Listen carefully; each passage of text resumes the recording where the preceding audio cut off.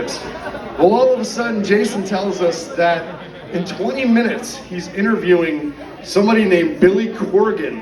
What? Yeah, you know that guy? Smashing Pumpkins, for those that don't know. So we're getting Jason ripped. Now, for anyone like myself who has interviewed someone with some notoriety, their press people send you a sheet of all the questions that you cannot ask. And what that is, those are the questions that you want to ask. Those are the only questions anyone really wants to know. Well, you couldn't ask Billy Corgan shit. So Jason's like, I don't know what we're gonna ask Billy Corgan. But again, we're getting Jason ripped. And from my recollection, every time I smoked weed with Jason Keller, he'd fall asleep. So, long story short, he goes into the radio station. My brother and I are still smoking bongs in this rusted out K car. And we turn on channel 1031. And Jason Keller is interviewing Billy Corgan. And the first question was, "Hi, Billy Corgan. Do you like macaroni and cheese?"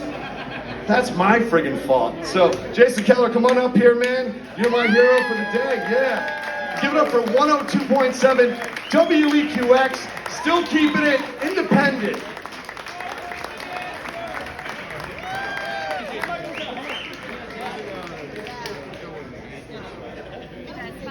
All right, thank you, Rob, for that story, which I don't even remember, but I believe it to be true. So just a quick Rob story as well. You can see Rob is a freewheeling kind of guy. When Rob was a board op for an AM station in the building we worked at, he was running the board for one of those paid weekend shows for a podiatrist named Dr. Art Smuckler. And Dr. Smuckler couldn't make it into the show. I just happened to be driving that day, and Rob, with his do-or-die attitude, took over for that afternoon and gave out free foot advice on AM radio. Instead of Dr. Smuckler, Art gave the medical advice. So that is a little bit about your host. I will say this though, you cannot do a radio show for as many years as I have without the infrastructure of a radio station. So everyone who actually makes it tick is responsible really for the longevity I've had. 3 of the big music stations I worked for in this area, 2 of which are no longer, but that's not really through any efforts of anybody who worked there. I started out in this area, 103.5, 103.9, The Edge, the Howard Stern affiliate. Does anybody recall that station? Great station. Second one that Rob mentioned, channel 103.1. Yes, and to me, that one actually, before I get to the third chapter, is probably how I met a lot of people in this room. When you start a radio station, everybody sits around and goes, we gotta do this, we gotta do this, we gotta make this, let us still make it sound like a regular radio station.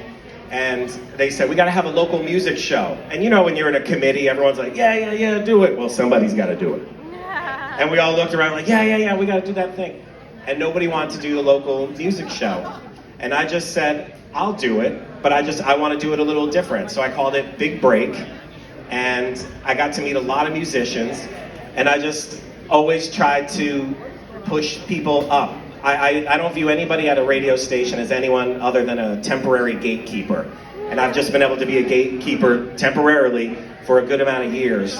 And I met a lot of talented musicians like the people who are in this room tonight. That's why I see a lot of familiar faces. And that's, yes, like the Bruise Brothers, that's right, Mike. And that station had its time, came and went.